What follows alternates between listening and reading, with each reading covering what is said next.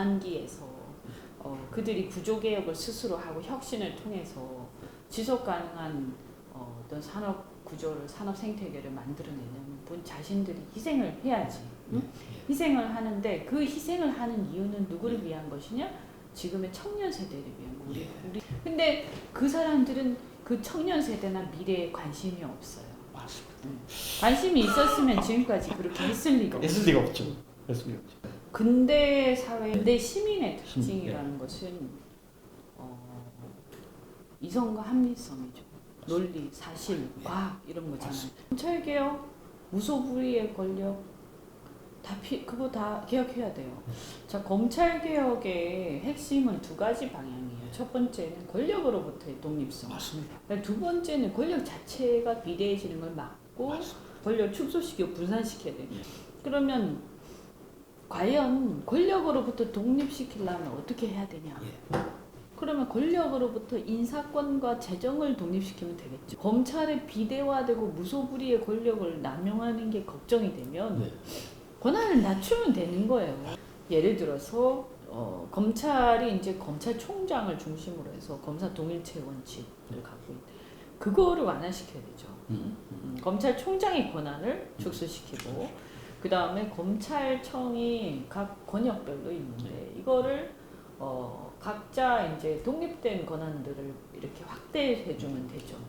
그래서 서로 견제할 수 있게. 그런 의미에서 보자면 공수처는 대통령이 임명하잖아요. 그렇죠. 대통령. 권력으로부터 독립이라는 면에서 오히려 역행하는 거죠. 그렇죠. 근데 검경 수사권 조정은 권력의 분산이라는 면에서 사실은 이 감안할 만한 부분이 있어요. 다만 전제가 뭐냐? 근데 경찰은 철저하게 권력에 종속돼 있거든요.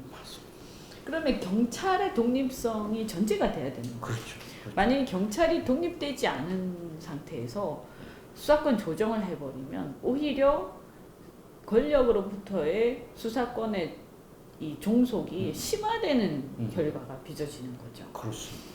그래서 우리가 뭐 어떤 거를 할 때 이렇게 레토릭에 집중할 게 아니고 이렇게 하면 진짜 개혁이 되는가를 우리는 토론을 해야 되는 거죠. 토론을 해서 합리적으로 선택해야 되는 거죠. 어떤 이 객관적 판단이 가능한 문제잖아요. 그렇죠. 근데 이게 누구 편이 어떤 얘기를 했는가, 누구한테 유리하고 불리한가를 가지고 판단한단 말이죠. 그래서 이런 것을 극복하는 거. 나한테 이 권력이나 이런 공적 영역을 나의 사적 이익으로 해석하지 않고 이 공적 영역, 그러니까 퍼블릭 영역을 퍼블릭 마인드를 가지고 해석할 수 있는 사회가 되는 것. 그게 아까 제가 얘기한 선진국이에요. 그래서 우리가 가야 할 길은 이런 이제 사회를 만드는 거예요. 맞습니다. 그러니까 내가 권력 잡았다 안 잡았다에 따라서 달라지면 안 되는 거예요. 그렇죠. 그런 의미에서 보면 어쨌든 저는 윤석열 총장 같은 사람은 일관된 행동을 하고 있는 거고, 그래서 높게 평가죠. 그 부분에서는 저는.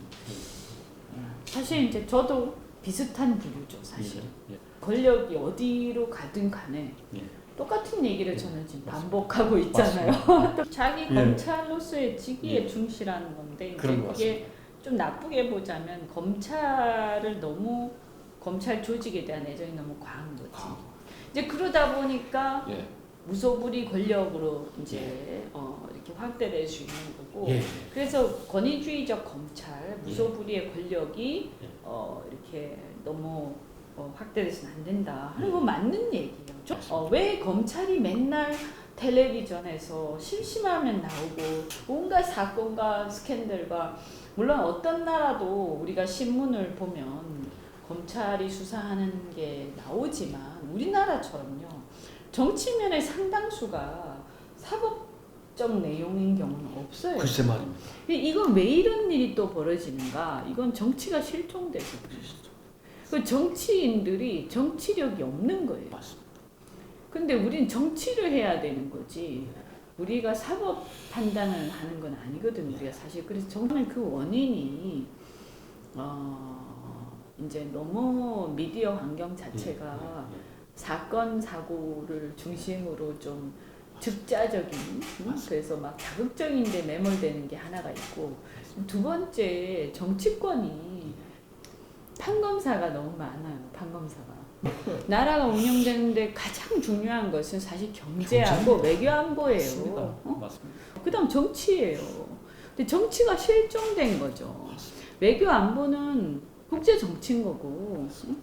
저는 그래서 다음 총선에서 구성원의 변화가 좀 필요하다. 맞습니다. 제가 만약에 당 대표고 공천을 한다라고 한다면 저는 지금 우리나라가 지금 이 세계 질서에 정말 적응을 잘해야 되거든요. 맞습니다. 그래서 국제 정치 내지는 국제 관계의 전문가나 그런 식견을 가진 사람들, 그 다음에 경제, 국내 국제 다 포함해서 어쨌든 민생과 경제 전문가들을 그런 분들, 그 다음 시장 그러니까 현장에서 일했던 사람, 민생 분야 이런 사람들이 대거 국회에 들어와서 국회의 관심사가 그런 분야로 가야 돼요. 제가 공천권이 있으면 그렇게 하거든요. 그렇게 저는 아주 그냥 나중에 파격적으로 그렇게 할 나중에 텐데. 그렇게 하십시오. 네. 그리고 언론도 이제 사건 사고 이제 그만 다루고 사실 우리 사회의 깊은 사회적 문제, 우리 사회적 문제 얼마나 많아요. 그다음에 맞습니다. 경제, 외교안보, 지금 네. 국제사회 지금 맞습니다. 난리예요. 사실 우리를 둘러싼 국제 정세는.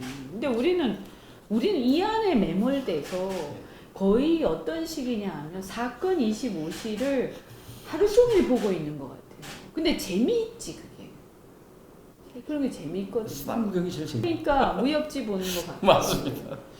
사건 25시 보는 것 같고 예. 뭐 세상은 요지경 이런 식이잖아요. 그러니까 그런 이제 PD